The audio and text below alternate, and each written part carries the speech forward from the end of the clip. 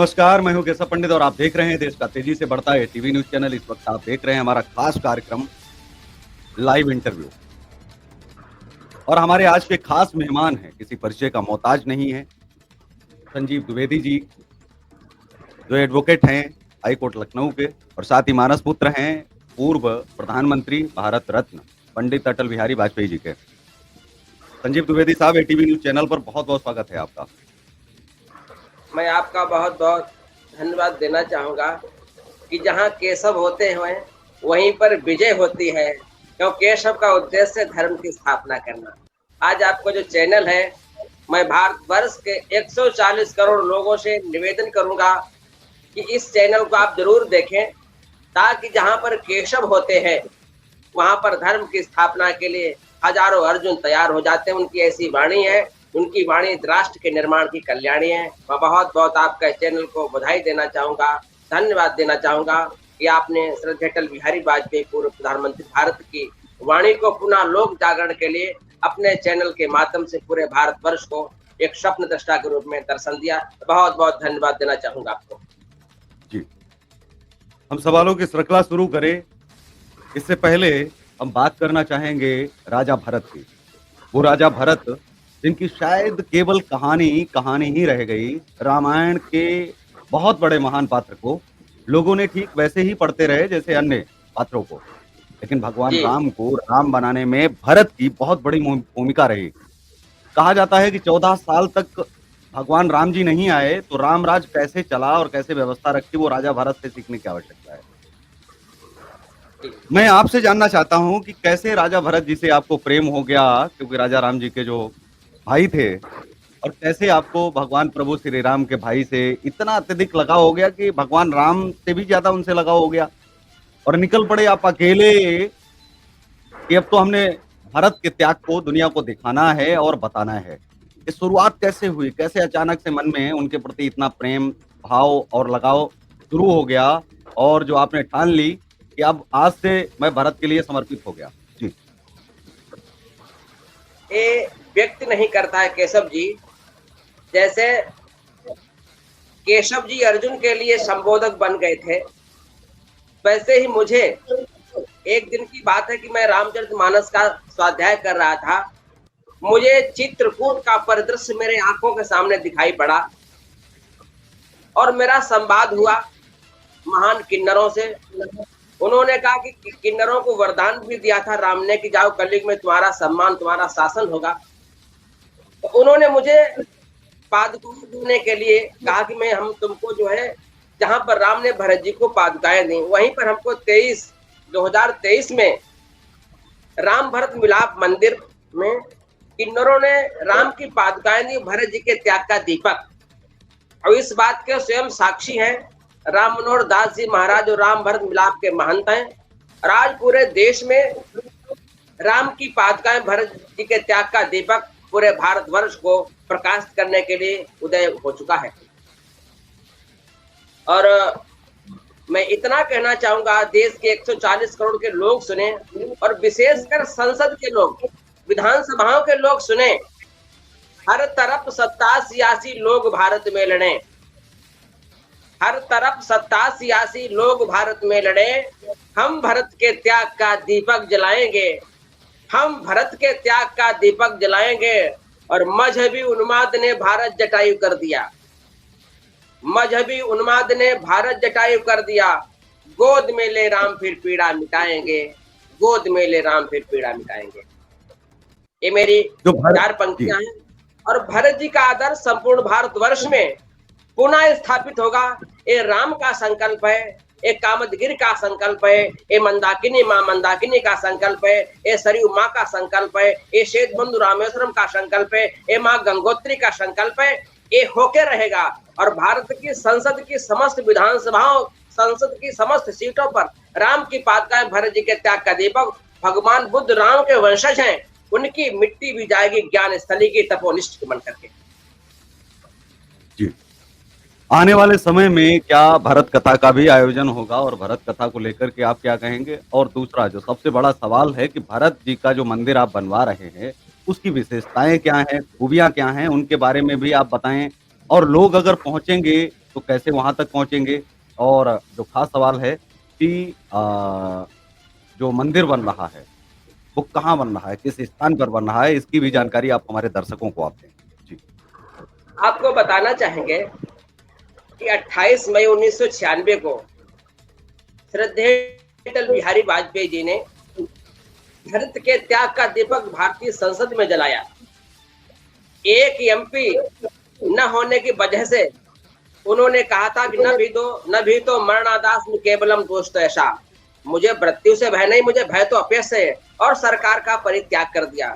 यदि भारतवर्ष की लोकतंत्र की परंपरा में किसी ने त्याग का दीपक जलाया था तो श्रद्धेय अटल बिहारी वाजपेयी जी ने जलाया था। आज पुनः मानस पुत्र के रूप में मुझे घर घर में भरत जी के त्याग का दीपक जलाने का अवसर मिला है। वो श्रद्धेय अटल बिहारी वाजपेयी का नाम से अटल विश्व बंधु तेसरम मंदिर, जिसमें राम की पादुकाएं, भरत जी के त्याग का दीपक जलेगा और चित्रकूट धाम से, कामतगिर से अखंड भरत के त्याग की अखंड ज्योति आएगी और इस मंदिर में स्थापित होगी। ये भी बताना चाहूंगा कि जो पादुकाएं थी, ये पादुकाएं ऋषि पहनते हैं। ये देश दो कृपा चलाए, ऋषि कृपा के राम है और कृषि कृपा की जगत जननी सीता है। तो इस मेरे किसान जो है वो कृषि कृपा है, वो जनक की संतानें हैं और राम ऋषि की संतान है। तो ये देश ऋषि कृपा कृषि कृपा से मिलकर के जो गंगोत्री से लेकर सेठ बंधु रामेश्वरम तक जो संत मुझे मिल रहे हैं, मुझे गंगोत्री के संत मां गंगा जल से मेरा अभिषेक कर रहे हैं, मंदाकिनी के जल से अभिषेक किया मेरा है, सेठ बंधु रामेश्वरम से के जल से अभिषेक मेरा संत करने जा रहे हैं। तो जो संत मुझे मिल रहे हैं, क्योंकि देश संतों के त्याग से चला है और अयोध्या जो भगवान राम और भरत जी जो है वो संतों के द्वारा उत्पन्न किए गए हैं, यज्ञ के द्वारा। तो संतों की जो पादुकाएं हमको मिल रही हैं वो इस बंधुतेश्वरम, अटल विश्व बंधुतेश्वरम, राम और भरत का जो मिलन चित्रकूट में हुआ था, जहां सत्ता रोई है, जहां संपत्ति रोय है, जहां पर देश का वैभव रोया संसार का, और दोनों राम भाई, राम और भरत जी का जो मिलन हुआ है, जो आंसू निकले हैं, वो बंधुतेश्वरम बनकर हुआ। इसलिए इस मंदिर का नाम अटल विश्व बंधुतेश्वरम होगा और भारतवर्ष के समस्त संतों की पादुकाएं इस मंदिर के नींव में रखी जाएंगी, क्योंकि ये देश कृषि कृपा से चला है और भारतीय संसद में राम की पादुकाएं, भरत जी के त्याग का दीपक जलने जा रहा है, ताकि ये भारत का वैभव अमर रहे। क्योंकि चित्रकूट से अब आपको बताना चाहेंगे ये भी बात कि जो त्याग है भरत जी का, अगर भरत का त्याग जो भी देश अपना लेगा, जो भी घर अपना लेगा, जो भी युवा अपना लेगा, वहां कला नहीं होगी और राष्ट्र का निर्माण अपने आप स्वतः हो जाएगा। आज देश में भरत का त्याग कहीं नहीं। जय श्री राम तो कह रहे हैं, राम राज्य को स्थापित करने वाला तो भरत जी है। आज भरत का कोई चिंतन करने वाला नहीं है। भरत जैसा भाई संसार में हुआ न होगा भविष्य में। जो मैं इस चैनल के माध्यम से बताना चाहूंगा कि जो भरत के त्याग का दीपक जलाने का प्रभु ने मुझे अवसर दिया है और हमारे साथ करोड़ों लाखों लोग जुड़ेंगे, हर घर में भरत जी के त्याग के दीपक जलेगा। इस मंदिर में साधुओं सन्यासियों को पादुकाएं रखेंगी, भरत जी के त्याग का दीपक नींव में रखा जाएगा, तभी इस मंदिर का निर्माण होगा। और सेठ बंधु रामेश्वरम से विश्व युद्ध को रोकने के लिए भारत विश्व गुरु है, शांति दूत बनकर के संयुक्त राष्ट्र संघ में रामेश्वरम से राम की पादुकाएं, भरत जी के त्याग का दीपक और भगवान बुद्ध की ज्ञान की मिट्टी जाएगी संयुक्त राष्ट्र संघ में इस मंदिर के निर्माण में। गंगोत्री से लेकर सेठ बंधु रामेश्वरम और रामेश्वरम तक इवन तक इस भारतवर्ष के अटल विश्व बंधुतेश्वरम मंदिर का पैगाम होगा, जो जय श्री राम के साथ साथ भारत का त्याग लाओ, भारत महान बनाओ का जय घोष करेगा। जी, अब सवाल फिर वही रहा कि जो मंदिर है वो किस स्थान पर जो है बन रहा है, कब तक बनकर तैयार हो जाएगा भक्तों के लिए, और भक्त वहां पर जो है कैसे पहुंचेंगे, ये भी मैं आपसे चाह रहा था कि ये भी जानकारी आप हमारे दर्शकों को। आपको बताना चाहेंगे कि राज ऋषि भी कहे गए, राष्ट्र ऋषि भी कहे गए हैं, देव ऋषि भी कहे गए हैं। जो संत जन अपनी पादुकाएं देंगे, क्योंकि इस समय लोकतंत्र चल रहा है, तो लोकतंत्र को बचाने के लिए, लोकतंत्र की रक्षा के लिए लोक ऋषि अपनी पादुकाएं भेंट करेंगे। जो जनपद हरदोई में ब्लॉक हरपालपुर है, गांव चांदापुर है, और हर घर से भरत के त्याग का दीपक इस मंदिर निर्माण में आएगा, ताकि हर घर में मैं ये भी निवेदन करूंगा देश के लोगों से कि आप चित्रकूट किसी भी धर्म, मत, मजहब, धर्म के हों, भाई भाई जब गले मिलेगा तो इस संपूर्ण भारतवर्ष को भाई भाई से गले मिलाते हुए इस मंदिर का निर्माण होगा।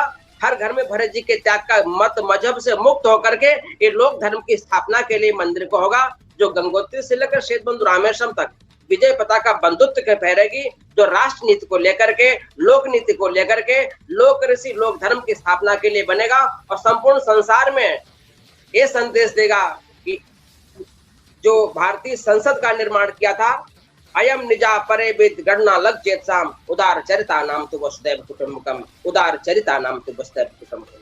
ये संदेश देगा इस मंदिर के निर्माण में। और भारतवर्ष के घर घर में भरत जी की त्याग की शिक्षा, मैं राष्ट्रपति महोदय से मैं पत्र भी लिख रहा हूँ, मैं भारतवर्ष के प्रत्येक मुख्यमंत्री से मिलना चाहूंगा। हर विधानसभा में राम की पादुकाएं, भरत जी के त्याग का दीपक, भगवान बुद्ध की त्याग ज्ञान की मिट्टी भेजूंगा, मिलूंगा और कहूंगा कि विधानसभा में भरत का जब तक दीपक नहीं त्याग का जलेगा, इस देश का निर्माण संभव नहीं है, क्योंकि बिना त्याग के कोई भी निर्माण नहीं हो सकता है। तदीस ने त्याग पूर्वक अस्थियां जो दी, वो लोक धर्म की स्थापना के लिए, राष्ट्र धर्म की स्थापना के लिए। इस मंदिर का निर्माण, लोक धर्म की स्थापना करना, बंधुत्व की स्थापना और संसद की सभी सीटों पर भरत के त्याग का दीपक जलाना और विद्यालय परिवारों में भरत जी की, मैं तो जितने प्राइवेट सेक्टर हैं, जितने सरकारी सेक्टर हैं, हर सब्जेक्ट में इंग्लिश, हिंदी, उर्दू कोई भी हो, हर सब्जेक्ट में भरत जी के त्याग का दीपक पढ़ाया जाए, भरत का त्याग पढ़ाया जाए। भरत को घर घर लाने का संकल्प है। इस बंधुत्व मंदिर का निर्माण होता रहेगा और पूरे भारतवर्ष में बंधुत्व जगाते हुए, बंधुत्व के त्याग के दीपक जलाते हुए इस मंदिर का निर्माण होगा। बिल्कुल, जो भरत का मंदिर बन रहा है, श्री भरत का मंदिर, राजा भरत का मंदिर कहें तो वो मंदिर जो है हरदोई में बन रहा है। हरदोई की जो कहानी है वो दो नामों से प्रचलित है। एक हरिद्वय मतलब दो हरि हुए, भगवान श्री हरि विष्णु का चौथा अवतार भगवान नरसिंह और पांचवा अवतार भगवान वामन के रूप में जो है अवतरित हुए। हरद्वय की एक कहानी और भी है कि उनको हरिद्रोही भी कहा जाता है कि हरिद्रोही के कारण जो हिरण्याकश्यप नाम का जो राक्षस था वो भगवान हरि का द्रोही था, इसलिए हरिद्रोही भी कहा जाता था।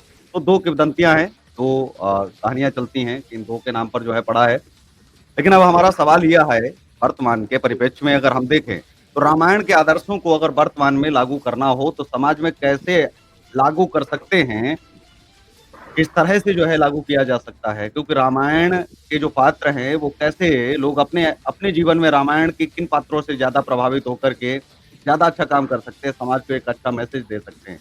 जी, मैं पहले प्रश्न का और दूसरे प्रश्न का उत्तर मैं देना चाहूंगा। देश के 140 करोड़ लोग सुन रहे हैं और सुने, अपने बच्चों को शिक्षा दें।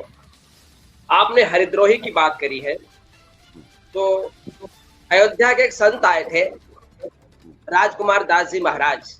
उन्होंने जब त्याग का दीपक जला हुआ देखा भरत जी के त्याग का, उन्होंने कहा कि आज से हरिद्रोही नहीं रहा है, जहाँ भरत जी के त्याग का दीपक, जहाँ राम की पादुकाओं की पूजा होगी, आज से हरिप्रिय हो गया है। मैं इस हरदोई जनपद का नाम अपने सभी जो आमंत्रण पत्र है उन सभी में हरदोई हरिप्रिय लिखना शुरू कर दिया है। इस हरदोई जनपद का नाम पूरे संसार में, पूरे भारतवर्ष में हरिप्रिय के नाम से जाना जाएगा इस मंदिर के निर्माण से। और इसका नाम हरिद्रोही नहीं होगा, हरिप्रिय पूरे भारतवर्ष में जाना जाएगा। रही आपने शिक्षा की बात, तो मेरा सरकार से निवेदन है कि भरत जैसा भाई न भूतो न भविष्यति।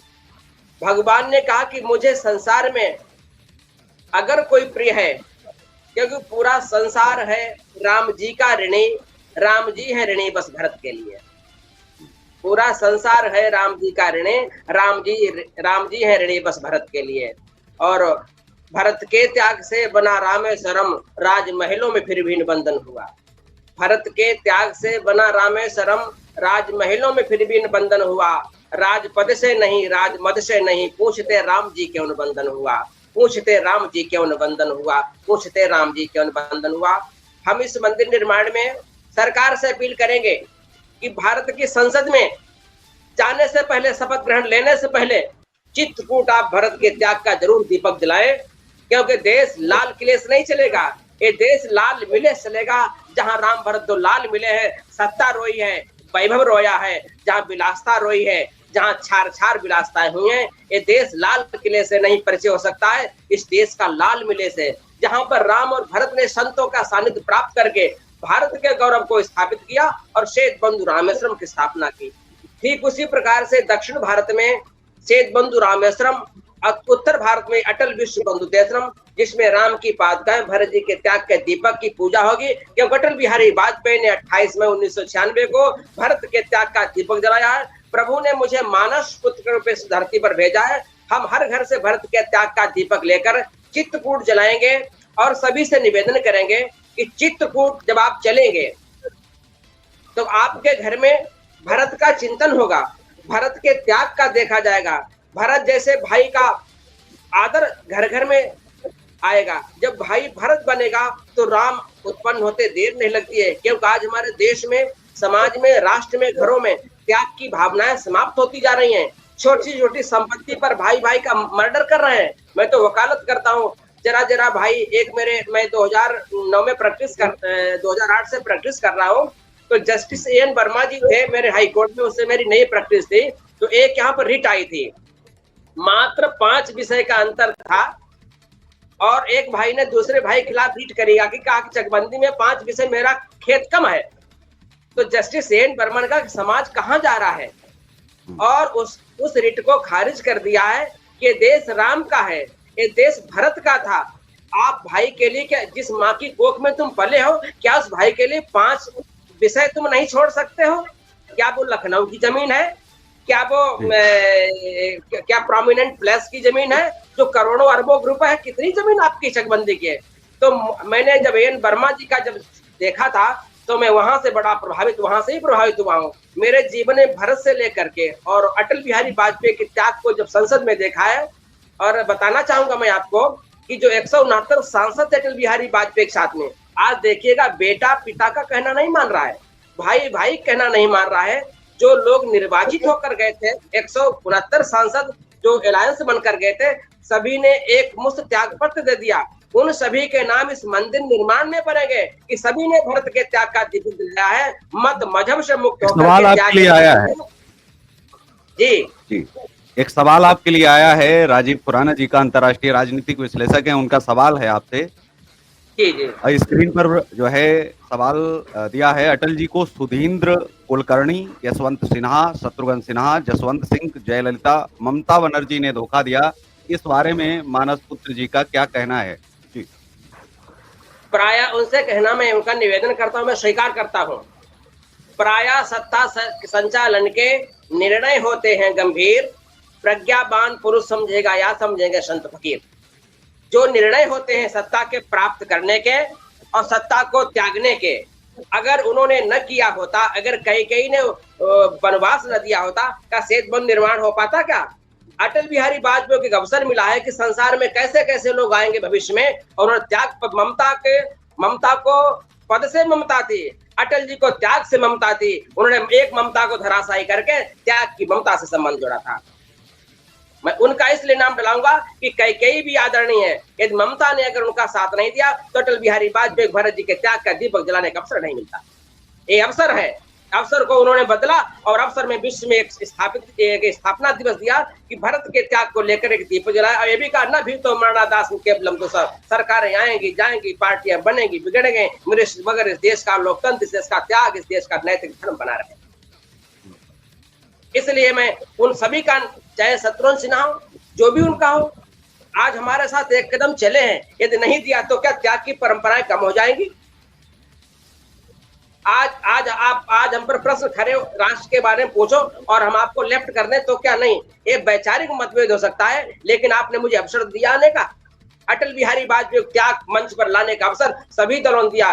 जो दल दिया है वो भी आदरणीय गिने जाएंगे, जो नहीं दिया, राम को वनवास मिला है, कई सदैव आदरणीय रही है। इसलिए पार्लियामेंट तो अटल जी के साथ में जो रहा है, मैं उसका नाम मानस पुत्र, उनका आदर साथ लूंगा, क्योंकि आदर वही करता है जिसका आदर होता है। भारत की संस्कृति अगर हम देखें तो उसके बीच में और आधुनिकता के बीच में क्या फर्क है? कैसे इस दूरी को मिटाया जा सकता है, या आधुनिकता के साथ में ही भारतीय संस्कृति को भी अब जीना पड़ेगा, या आधुनिकता से ही लोग भारतीय संस्कृति को जीना चाहते हैं कि अभी ये भी नई जो रीति चल रही है फैशन के नाम पर? क्या कहेंगे आप उसे, जो फर्क मिटता जा रहा है? जी। पांच प्रकार की होती है। Politics for fashion, politics for ambition, politics for nation, politics for profession. आज पॉलिटिक्स न तो नेशन रह गई न मिशन रह गई है, केवल प्रोफेशन बन के रह गई है। और राम की जो भरत की जो राजनीति थी वो राष्ट्रनीति थी। आज वर्तमान में हमारा युवा केवल विलासता देखना चाहता है, जबकि सबसे सेवक धर्म कठोरा, समाज की सेवा करना ये सबके बस का नहीं है। आप व्हाइट पैंट पहन लो, व्हाइट शर्ट पहन लो, व्हाइट जूते पहन लो, स्कॉर्पियो लो, ये सेवा नहीं है। हम आधुनिकता राष्ट्र के निर्माण में करें, लेकिन अपने जीवन में भारतीय संस्कृत जिस जीवन में नहीं है वो राष्ट्र कभी निर्माण नहीं कर सकता।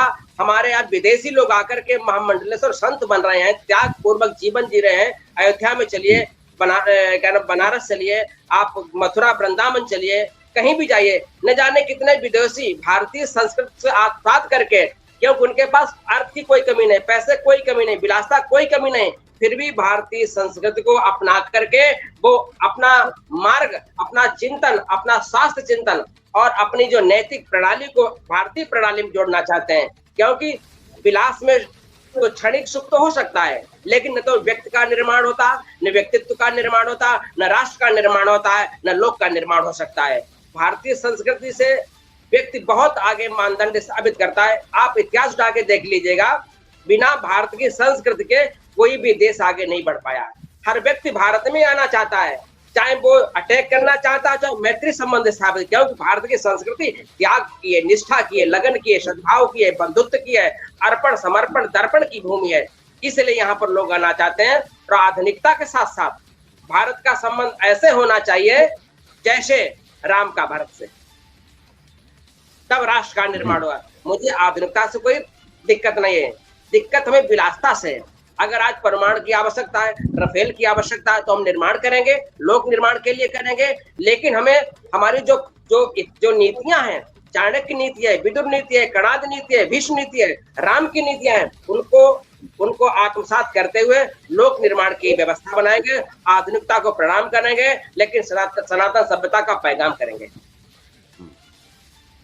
ये उद्देश्य है। विश्व गुरु के लिए, विश्व गुरु बनने के लिए जो विश्व गुरु की बात हो रही है, विश्व गुरु कैसे जो है भारत बन सकता है? क्योंकि विश्व गुरु लगातार चिल्लाया तो जाता है। भारत के अंदर अभी छुआछूत खत्म नहीं हुई, जातिगत भेदभाव खत्म नहीं हुए, महिलाओं का शोषण खत्म नहीं हुआ। बहुत सारे मुद्दे हैं जो बड़ी संख्या में, क्योंकि आप एडवोकेट भी हैं, तो आपके सामने बहुत तमाम मुद्दे ऐसे आते भी हैं। इनको खत्म कैसे किया जा सकता? क्या इनके लिए भी कोई भारत के शासनकाल में तो कोई छुआछूत भेदभाव था या नहीं था? इसको भी आप स्पष्ट करें। और आज के दौर में कैसे इसे समाप्त किया जा सकता है कि क्या वाकई में जो मोहन भागवत कह रहे हैं कि पंडितों ने ही, ब्राह्मणों ने ही ये जातियां बनाई हैं, तो क्या आरएसएस का चीफ जो है इतनी बड़ी बात जो है कह रहे हैं, तो क्या भागवत साहब ने भागवत नहीं पढ़ी? या फिर जो है आज के दौर में ये देखा जाए कि जो लोग कह रहे हैं कि नहीं ब्राह्मणों ने ही, क्योंकि अब दूसरा सवाल ये आता है, कुछ लोगों से सवाल ये भी किया जाता है, तो कहते हैं कि भैया देखिए, जाति प्रमाण पत्र तो तहसीलदार बनाता है, पंडित नहीं बनाता। और जाति प्रमाण पत्र मनुस्मृति के आधार पर नहीं, संविधान के आधार पर बनता है। जाति को आप अगर हटाने की बात करते हैं तो जाति प्रमाण पत्र जलाने की बात आप करिए, जाति प्रमाण पत्र जलाइए और जाति हटाइए। लेकिन आपको लगता है कि क्या वाकई में जाति प्रमाण पत्र अगर जलाने भी शुरू कर दिए तो क्या जाति हट जाएगी? इतना आसान है क्या समाज में? जी, आपको बताना चाहेंगे, जो मोहन जी हैं उन पर मैं एक शब्द कहूंगा, वो आदरणीय सबके लिए तो नहीं है, लेकिन स्वयं में तो आदरणीय है, जो बड़े पदस्थ हैं। मोहन जी ने भागवत नहीं पढ़ी है, मोहन जी ने भगवत गीता नहीं पढ़ा है, मोहन जी ने सिर्फ महाभारत पढ़ी है सत्ता के लिए, सत्ता के साथ खड़े रहते हैं। जिस दिन मोहन जी भागवत पढ़ लेंगे उस दिन परीक्षित बन जाएंगे, जिस दिन मोहन जी भगवत गीता पढ़ लेंगे उस दिन अर्जुन बन जाएंगे। उसमें चतुष्वर्ण की व्यवस्था बनाएगी भगवत गीता में। और जो जात की बात है, जात की बात जैसे पशुओं की जाति, मनुष्यों की जाति, वनस्पतियों की जाति, औषधियों की जाति, विभिन्न जात विभिन्न समाज है, इसको बोलते हैं समाज, बोलते हैं जातियों को। तो जब एक जाति दूसरे जाति के निर्माण में खड़ी हो जाएगी तो जाति आदरणीय हो जाएगी। जब एक जाति दूसरे जाति को निमिटाने की बात करती है, बात जाति में क्या दिक्कत है? जाति में कोई दिक्कत नहीं है, लेकिन दिक्कत हमें शोषण से है, दिक्कत मुझे कुपोषण से है, दिक्कत मुझे अपमान से है, दिक्कत मुझे भ्रष्टाचार की। ये बताओ, जो जाति अगर कोई आईएएस बन जाता, ब्राह्मण बनता है, क्या वो किसी ब्राह्मण के खिलाफ एक्शन नहीं लेता? क्या है? जातियां बाधक नहीं है, व्यक्ति के स्वार्थ बाधक है। जाति जनगणना नहीं, भारतीय मनगणना होनी चाहिए। ये देश जाति से नहीं चला, ये देश प्रतिभाओं से चला है। अब आप देखिए कि जैसे औषधि की जाति, औषधि का समाज है, समाजवाद पर भी मैं आ रहा हूँ, जातिवाद पर भी आ रहा हूँ। जब जैसे वनस्पतियों का समाज है तो मानव को औषधि प्रदान करती है, औषधि को जीवन देती है। मनुष्य का समाज, मानव समाज है, नदियों को साफ करता है, नदियां उसको जल देती हैं। जो एक समाज, एक जाति दूसरे जाति का अर्पण समर्पण से त्याग पूर्वक उसका निर्माण करे, उसको पल्लवित करे, तो हम बहुत आगे बढ़ जाएंगे। जातियां बाधक नहीं है, व्यक्ति स्वार्थ बाधक है, लोगों की सत्तात्मक सोच बाधक है। आज लोग कटिंग एंड फिटिंग सिटिंग की बात करते हैं, जिस दिन हम लोग मीटिंग की बात करेंगे, जिस दिन हम मिलन की बात करेंगे, जातियां बाधक नहीं। जातियां तो भगवान ने कहा जाति धर्म कुल जाति धर्म कुल बड़ाई सबको मैं त्याग सकता हूँ। तो सबरी से अब आते हैं जी, छोटे छोटे सवाल हैं, छोटे छोटे आप विश्लेषण के साथ में आप उत्तर दें। सर वीएन राव आईसीएस किया, आईसीई हैं, उसके बाद में उनको नाइटहुड की उपाधि मिली, मतलब सर की उपाधि मिली। अंतरराष्ट्रीय जो न्यायालय है उसके न्यायमूर्ति रहे, वो भी जब तक उनकी मृत्यु नहीं हो गई। Sir Benegal Rau, sir B N Rau का जिनका बर्मा म्यांमार के संविधान में बहुत जो है मूल्यवान योगदान रहा। जो जिस समय कानून बनाए जाते थे, मुझे लगता है कि वो अंग्रेज उनको सौंपते थे, 1935 का भी, और ये जो हम बात करें हिंदू कोड बिल की, वो भी उन्होंने बनाया। पहला मसौदा तैयार किया, मतलब जैसे घर की नींव रखने वाला ही संस्थापक कहलाता है, ना कि घर को पूरा निर्माण करवाने वाला, क्योंकि घर का तो निर्माण कभी समाप्ति नहीं होता है, वो तो बढ़ता चला जाता है। किसी ने 2 मंजिल बनवाया तो तीसरी मंजिल बनेगी, चौथी मंजिल बनेगी। पहला मसौदा जो कच्चा मसौदा बोला जाता है वो सर वीएन राव ने दिया। संविधान निर्माता की उपाधि जो है वो इंडियन एक्सप्रेस में भी एक बार छपी और वो अखबार भी निकला और बाकायदा जो है दिया, और इसको आधिकारिक रूप से खुद एक बार नहीं कई बार जो है पंडित जवाहरलाल नेहरू के द्वारा भी बोला गया। उनका आखिरी जो भाषण है, अभिभाषण है डॉक्टर अंबेडकर का, उन्होंने भी कहा कि अगर सर वीएन राव का बहुत महत्वपूर्ण योगदान है, इनके बिना जो है ये कार्य असंभव था। मैं आपसे जानना चाहता हूं कि जो नींव जिसने रखी, जिसे नींव रखने वाला कहते हैं, नींव रखने वाला संविधान निर्माता होता है या आखिरी मसौदा? अगर आखिरी मसौदा था तो उसके बाद ये लगातार संशोधन कैसे हो रहे हैं? तो अब संविधान के अंदर जो फोटो गायब है, अभी मुझे संख्या नहीं पता है, जो गलत हो जाएगा, जितनी भी थी हमारी 20, 22, 23 जो फोटो थी, तो उन फोटोज को कैसे वापस लाया जाएगा? क्योंकि संविधान तो अधूरा है, उसमें राजा राम जी का पूरा दरबार है, भगवान राम का, कृष्ण का, सब संविधान के अंदर है। वो फोटो, बिना फोटो के पब्लिकेशन कैसे हो रहा है भारत के अंदर? वो फोटो क्यों समाहित नहीं किया? बुद्ध का अपमान नहीं है क्या? नेताजी का अपमान नहीं है? जी, तो दोनों सवाल हैं। सर वीएन राव को आप निर्माता, संविधान निर्माता मानते हैं? क्योंकि देश में अभी ये बहुत बड़ा सवाल उठ रहा है, चल रहा है और लगातार लोग उठा रहे हैं, क्योंकि वो प्रधानमंत्री भी रहे हैं जम्मू कश्मीर के और अंतर्राष्ट्रीय न्यायालय के न्यायमूर्ति भी रहे हैं, बहुत कुछ रहे, और उन्होंने पहला संविधान की नींव ही उन्होंने रखी। जी, ऐसा होता है कि सब जी, जब कोई मसौदा तैयार होता है और देश का संविधान था, वो राष्ट्र के भविष्य के निर्माण, लोकतंत्र के निर्माण और जनमानस के निर्माण के लिए मसौदा तैयार किया जा रहा था। तो कोई एक व्यक्ति तैयार नहीं कर सकता है, लेकिन हमेशा जो प्रतिभा संपन्न लोग होते हैं तो उनका सिलेक्शन होता है उस कमेटी के द्वारा। दूसरे पंडित वीएन राव जो थे वो बहुत बड़े के विद्वान थे, उस समय मेधा संपन्न थे। उन्होंने मसौदा तैयार किया और मसौदा यहाँ तक तैयार किया, जब मसौदा तैयार हो रहा था तो पंडित जवाहरलाल नेहरू, नंदलाल एनएल शर्मा जी थे जो विश्व भारती में चित्रकार थे, रविन्द्रनाथ टैगोर के विद्यालय में प्रिंसिपल थे। उनसे कहा कि जो भारतीय संविधान का मसौदा तैयार हो रहा है, जो तैयार किया जा रहा है, मैं चाहता हूं कि उस भारत के संविधान में भारत की दैवी वैदिक परंपरा की संस्कृति के जीवंत ऐसा होना चाहिए ताकि वो दिखाई पड़े। तो नंदलाल शर्मा ने, एनएल शर्मा जिनको कहते हैं, उन्होंने कहा कि मैं चित्र बनाऊंगा और 22 चित्र 22 चित्र तैयार किए गए हैं, जिसमें पहला चित्र है भगवान राम लंका जीतकर पुष्पक यान से आ रहे हैं। डायरेक्टर प्रिंसिपल्स में नीति निर्देशक तत्व में जब भगवान कृष्ण अर्जुन को उपदेश दे रहे हैं लोकतंत्र देश को कैसे संचालन किया जाए योग को परंपरा में, इस तरीके से 22 चित्र हैं। पुष्पक यान से राम आ रहे हैं, नटराज जी नृत्य कर रहे हैं, भगवान बुद्ध ज्ञान दे रहे हैं, तक्षशिला नालंदा विश्वविद्यालय के उसमें फोटो है और इसमें कई जो राष्ट्रीय हमारे वैदिक परंपरा के हैं वो इसमें चित्र है। लेकिन इसमें बताना चाहूंगा आपको कि राजनीति के लोगों ने सत्ता लोलुपता के कारण हमारे देश की विभिन्न प्रतिभाओं को नष्ट किया है, प्रयास किया है। BN राव जी इंटरनेशनल कोर्ट के जस्टिस थे और उन्होंने इस निर्माण में एक शर्त रखी थी जो मैं आज 140 करोड़ लोगों को बताना चाहेंगे, क्योंकि मैं एडवोकेट हाई कोर्ट में मैंने पढ़ा है। उन्होंने कहा संविधान तो मैं लिखूंगा, मेरी एक शर्त होगी कि हर पृष्ठ पर हमारे साइन होंगे और लास्ट में जो होगा वो हम अपने पिताजी का बाबा जी का नाम डालेंगे। इस शर्त पर लिखा गया। ये आप देख सकते हैं कि उनके हर पृष्ठ पर उनके हस्ताक्षर है BN राव जी के। तो जो उन्होंने सब प्रमाणित किया है, आज हमारी सरकार है उन्हीं का तो ले रहे हैं, आप सेल्फ अटेस्ट करो जाकर के। तो BN राव का जो योगदान, देश हमेशा ऋणी रहेगा, उनके योगदान को भुलाया नहीं जा सकेगा। और मैं ये भी कहना चाहूंगा कि जो भीमराव अम्बेडकर है, इनको एक जैसे हमारे यहाँ भगवान राम जब वन को चले हैं तो केवट का भी साथ लिया है। केवट राम राज का कोई रास्ता नहीं है, लेकिन केवट भगवान राम के मित्र हैं। भगवान राम ने कहा ये अच्छी भावना है।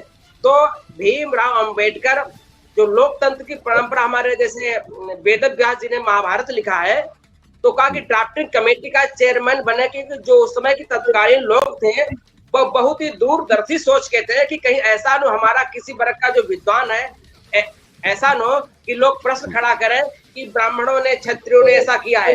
हमेशा ब्राह्मणों ने सर्वांगीण विकास के लिए ये ब्राह्मण नहीं किए। अयम निजा परे वेद गणना लव चेतसाम उदार चरिता नाम तो वसुदेव कुटुंबकम, ये मंत्र एडमिन लुटियंस ने लिया था। जब भारतीय संसद का शिलान्यास हो रहा था तो एडमिन लुटियंस ने इस मंत्र के साथ, और उसमें हार्वर्ड कनाट जी थे, जिसको कनाट प्लेस कहते हैं दिल्ली में, उन्होंने इस मंत्र के साथ अनावरण किया था भारतीय संसद का। अयम निजा परे वेद गणना लव चेतसाम। और जो 64 योगिनी मंदिर मध्य प्रदेश में है, उस मंदिर का नक्शा से, उसका प्रारूप से भारतीय संसद का निर्माण किया गया था। तो हमारे वैदिक मंत्रों से जो वेद किसने लिखे हैं? वेद व्यास ने लिखे हैं। तो वेद व्यास जो उच्च आदर्श के जो लोग थे, जो उसमें तत्कालीन संविधान लिखा, जो BN राव जी ने, वर्तमान की राजनीति ने, जैसे कि आप देखते हैं कि जो डायरेक्टर होते हैं, लोग कहते हैं हीरो बहुत हुआ, इनको ये नहीं मालूम है कि mister justice BN Rau ji director of the Indian Constitution हमारे निदेशक हैं। लेकिन भारतवर्ष की राजनीति ने उस मेधा को, उस प्रतिभा को नेपथ्य में डाल दिया है। मैं BN राव का अटल विश्व बंधुतेश्वरी मंदिर में नाम भी डालेंगे और भारत के त्याग का दीपक जलाते हुए, जिसने भारत के त्याग का दीपक जला करके लोगों ने उनसे पॉलिटिक्स की, लोगों ने राजनीति की, लेकिन BN राव ने राष्ट्रनीति का परिचय दे करके और ये भी लिखा है कि हम भारत के लोग ये भी बताना चाहेंगे, BN राव के अलावा पूर्णिमा बनर्जी साहब थी, पश्चिम बंगाल की थी, ब्राह्मण थी पूर्णिमा बनर्जी। तो कहा कि अब संविधान में हम भारत पहले क्या लिखा जाए, तो कहा कि हम गांधी जी के लोग, नहीं, हम भारत के लोग। तो भारत के लोग पंडित पूर्णिमा बनर्जी ने भी दिया है कि with the people of India. और with the people of India किसने कहा? कृष्ण ने कहा है। यदा यदा धर्मस्य ग्लानिर्भवति भारत अभ्युत्थानम् अधर्मस्य तदात्मानं सृजाम्यहम् परित्राणाय साधूनां विनाशाय। तो कुल मिलाकर के इस लोग पूरा मालूम है, ये देश भारत का जो है, भारत है, वो भारत त्याग पूर्वक है। हमारे सुभाष चंद्र बोस ने कितना त्याग किया है, कितना भगत सिंह ने त्याग किया है। ये देश भारत के त्याग के दीपक जिसने जलाए हैं वही आगे बढ़ाए हैं। वरना यहाँ की सत्ताएं, तो यदि अर्जुन ने उपदेश कृष्ण का सुना होता तो चित्रकूट चले आए होते। आज मैं भारतवर्ष के 140 करोड़ लोगों से निवेदन करता हूँ भारत के सांसदों से निवेदन करता हूँ, भारत के मंत्रियों से निवेदन करता हूँ, भारत के समस्त विधायकों से, आईएएस आईपीएस अधिकारियों से निवेदन करता हूँ कि आप चित्रकूट चलिए, देखिए कि भारत का त्याग कैसे सेतु रामेश्वरम का निर्माण करा गया। आज पूरे विश्व में बंधुत्व का डंका बजा रहा, नर बानर मिलकर के मानव सभ्यता का परिचय देंगे और हम भाई भाई लड़ रहे हैं। तो BN राव ने बंधुत्व की स्थापना की है। जो हमारी कॉन्स्टिट्यूशनल कमेटी थी उसमें डॉक्टर BR अम्बेडकर बाकायदा स्पष्ट लिखा हुआ है। लोग पढ़ते कहाँ हैं? लोग तो आजकल मैंने देखा है कि केवल फेसबुक देख लेते हैं, वही उनकी यूनिवर्सिटी बन जाती है। हम मेरे देश के युवा मात्र 2% पढ़ने वाले हैं, 2% यहाँ अधिकारी बनते हैं, 2% अच्छे नेता बनते हैं, 2% संत बनते हैं, 2% वैज्ञानिक बनते हैं, 98% लोग फॉलोअर बनते हैं, भीड़ में चलने वाले होते हैं। जो 2% पढ़ते हैं उनको अवसर नहीं किस मिलता है, जब मिलता है तब वो बात कहते हैं। आज 2% के लोगों ने, मेधावियों लोगों ने आज BN राव को मंच पर खड़ा कर दिया। ये 2% लोगों के जो 98% उसका सपोर्ट करना शुरू कर दिया, क्योंकि BN राव भरत जी के त्याग की भांति पड़े रहे और देश में गड़े रहे और बंधुत्व की स्थापना करते हुए संविधान का निर्माण करके चले गए। अटल विश्व बंधुत्व मंदिर में BN राव का दीपक जलेगा, ये मैं आपको वचन दे रहा हूँ। राष्ट्र निर्माण देश के अंदर धर्म की प्रैक्टिस करने का अधिकार जो है अनुच्छेद 25(1) देता है कि अंतःकरण की स्वतंत्रता और धर्म को स्वतंत्र रूप से मानने और अभ्यास करने और प्रचार करने का अधिकार देता है। अनुच्छेद 26, अनुच्छेद 27, अनुच्छेद 28 ये सब पूजा पाठ और अपने धर्म के अनुसार जो है करने का अधिकार देते हैं। जो सवाल मैं करने जा रहा हूँ शायद ये आपसे पहले लोगों ने पूछा हो।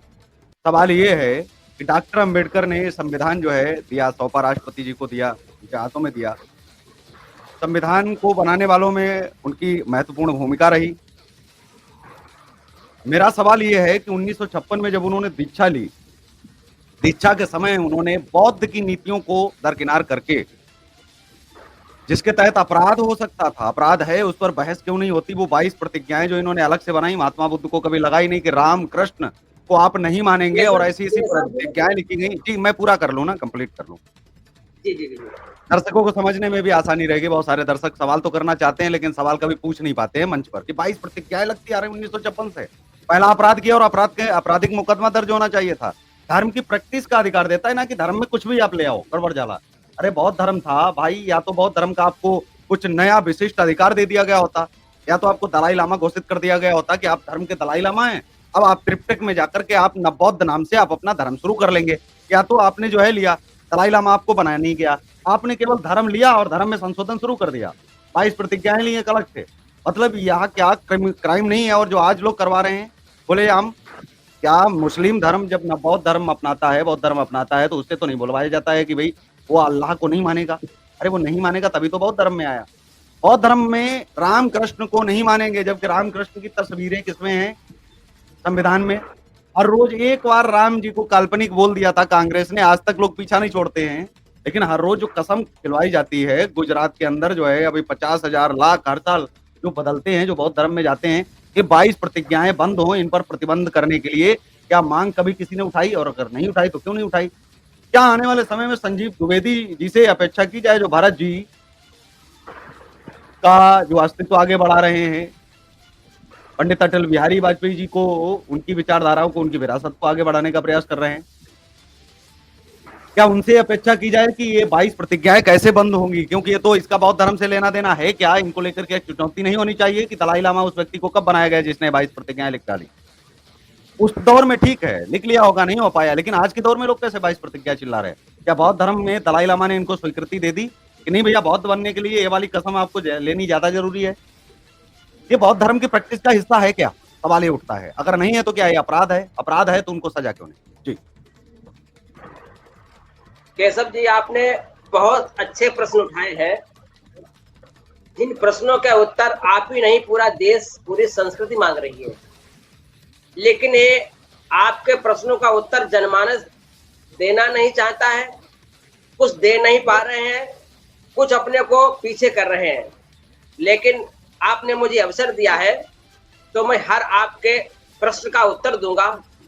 लेकिन एक बात जरूर कहूंगा कि हर प्रश्न का उत्तर नहीं होता है, लेकिन हर उत्तर का प्रश्न जरूर होता है।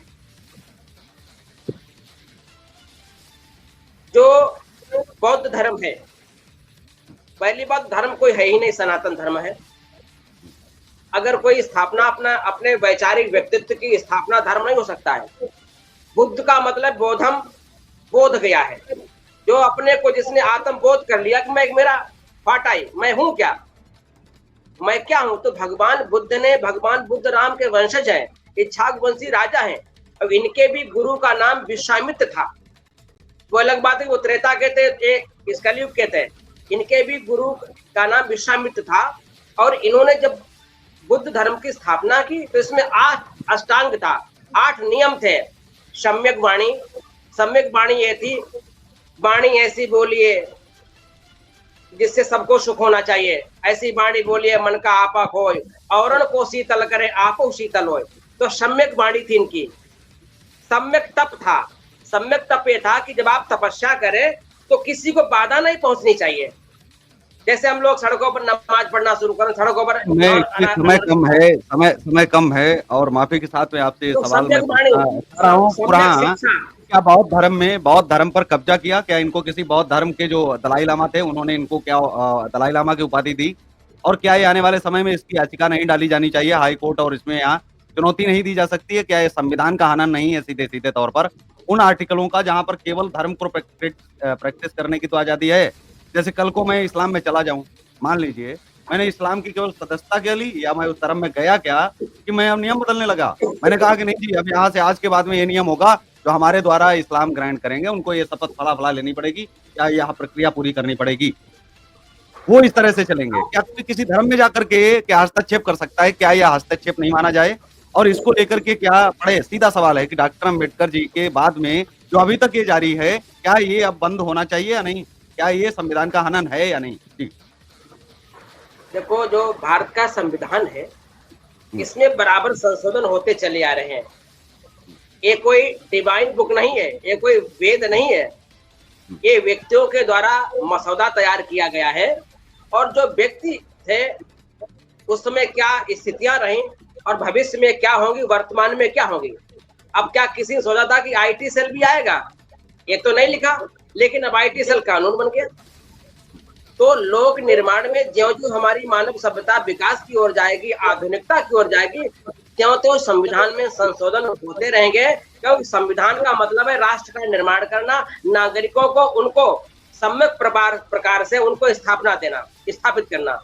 तो जो संविधान की जो आंतरिक स्वतंत्रता की बात की, शुद्धता की बात की है, तो जब व्यक्ति स्वयं में स्वाध्याय करता है, योग करता है, ज्ञान करता है, तो किसी कष्ट नहीं देता है।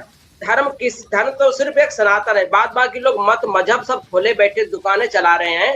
सनातन सभ्यता का मतलब है कि हर धर्म हर मत जो है आदर के साथ, अब जैसे आप बोल रहे हो आपका मत आदर का साथ है, आप प्रश्न खड़े कर रहे हो ना कि अच्छे, अब अगर आप कोई ऐसी बात करोगे जिससे विवाद खड़ा हो, धर्म नहीं, अब आप कहो कि हम तो हिंदू धर्म को मुसलमान धर्म इस्लामिक धर्म बढ़ा रहे हैं।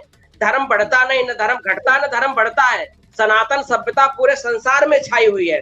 लोग जनसंख्या के जनतांत्रिक धर्म बढ़ा रहे हैं, जनतांत्रिक वर्तमान में सत्ता प्राप्त करती है, ये जनतांत्रिक धर्म बढ़ता जा रहा है, ये जनतांत्रिक धर्म सत्ता की ओर लेके जा रहा है। जब डेमोक्रेटिक सिस्टम आ रहा है, जो सनातन धर्म है हमारी मानव अभ्यता पशु जीवों पर, भगवान बुद्ध कह रहे जीवों पर दया करो। इधर जय भीम कह रहे हैं। मैंने तो ये भी कहा सरकार से कि भगवान बुद्ध की मूर्ति जम्मू कश्मीर में लगा दी जाए। नमो बुद्धाय विनाय उद्धाय से पूरा संसार उनको याद करेगा, राम के वंशज है, अपने अष्टांग को शिक्षा देते होंगे। तो कुल मिलाकर के ये जो वर्तमान में चल रहा है जनतांत्रिक धर्म चल रहा है। हम आप सब आदमी बढ़ा रहे, आज हम हिंदू बना रहे हैं, वो कह रहे हमने आज इस्लाम बढ़ा दिया, कह मैंने इस्माइल, ये जनतांत्रिक धर्म है, ये धर्म किसी का नहीं है। ये अपने जनतांत्रिक धर्म से भूभाग पर कब्जा करना, मानव सभ्यता को रौंदना जनतांत्रिक धर्म का उद्देश्य है। ये धर्म कोई नहीं है, ये सभी जनतांत्रिक धर्म चल रहे हैं जो मानव सभ्यता के लिए बाधक बनेंगे। हम सब लोग मिलकर के जब भरत जी के त्याग के दीपक जलाएंगे, जब गौरव के दीपक जलाएंगे, जब मानवता के दीपक जलाएंगे, जब बंधुत्व के दीपक जलाएंगे, जब करुणा के दीपक जलाएंगे, दया के, पुरुषार्थ के, परमार्थ के, दृष्टि के, सृष्टि के, भ्रष्टि के जब दीपक जलाएंगे, तब धर्म स्थापना होगा। ये जनतांत्रिक धर्म मानव सभ्यता को लो डूबेंगे। ये जनतांत्रिक धर्म तो विश्व युद्ध की ओर लेके जा रहे हैं, वो कह रहे मेरा धर्म है। जनतांत्रिक धर्म किसी पर नहीं थोपा जा सकता है, मानव सभ्यता का धर्म सभी लेके चल सकते हैं। ठीक है, ये जनतांत्रिक धर्म चल रहा वर्तमान में। तो हमारे साथ में जी। जी, जनतांत्रिक धर्म जो है, वो केवल जनसंख्या आधारित होता है। अब आप ये बताइए, आप विवेकानंद जी क्या जनतांत्रिक थे? सनातन सभ्यता के धर्म उपदेशक थे।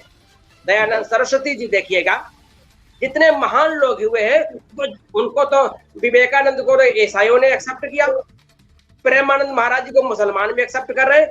जो मानव सभ्यता का मानव धर्म की बात करता है, जो जी और जीने दे की बात करता है, वही धर्म होता है। ये जनतांत्रिक धर्म न कभी रहा है, न कभी रहेगा। लोग ऐसे-ऐसे करते-करते स्वयं समाप्त होते रहेंगे और जनतांत्रिक प्रणाली भी एक दिन दैवीय आपदा से आप कितने-कितने युद्ध होते रहे। जब भी जनतांत्रिक धर्म बढ़ने की कोशिश की, अब आप देखिए महाभारत काल में युद्ध हुआ, जनतांत्रिक धर्म था। अगर क्या धर्म सनातन धर्म का विरोध नहीं था क्या? अर्जुन भी था सनातन धर्म के, लेकिन वो सत्ता का जनतांत्रिक धर्म था। जहां-जहां जनतांत्रिक धर्म बढ़ेगा, वहां पर मानव सभ्यता को रौंदा जाने का एक नया इतिहास बनने लगता है और मूल धर्म आकर के जनतांत्रिक धर्म को नष्ट करके धर्म की स्थापना करता है। जी, ये बिल्कुल। मेरा यही मेरा तो हमारे सुझाव है। साथ में जुड़े थे संजीव द्विवेदी साहब और जिन्होंने हर मुद्दे पर लगभग जो है बातचीत की। हालाँकि 22 प्रतिज्ञाओं से वो बचते नज़र आए, लेकिन कब तक बचेंगे, ये भी हम देखेंगे। हाँ, लेकिन आने वाले समय में हम लगातार ये बात उठाते रहेंगे कि जहाँ संविधान का हनन होगा, उस पर जो है एटीवी न्यूज़ चैनल आवाज़ भी उठाएगा, सवाल भी पूछेगा कि याचिकाएँ कब लगाई जाएँगी, कब न्यायमूर्तियों से पूछा जाएगा कि ये 22 प्रतिज्ञाएँ क्या सही हैं या गलत हैं, इन पर विश्लेषण कब जो विद्वान हैं उनका आएगा। और दूसरा, संविधान में जो फ़ोटो हैं, जो चित्र हैं, वो वापस कब आएँगे? भगवान राम का दरबार फिर कब से लगेगा? क्योंकि संविधान पर प्रश्न उठाने जैसा है राम जी के ऊपर प्रश्न उठाना। तो इस कार्यक्रम में जुड़ने के लिए आपका बहुत-बहुत आभार और आपको बहुत-बहुत नमस्कार। इस कार्यक्रम में बस इतना ही, हमें दीजिए इजाज़त। आप देखते रहिए देश का तेज़ी से बढ़ता एटीवी न्यूज़ चैनल। जय हिंद, वंदे मातरम। बहुत-बहुत धन्यवाद। 140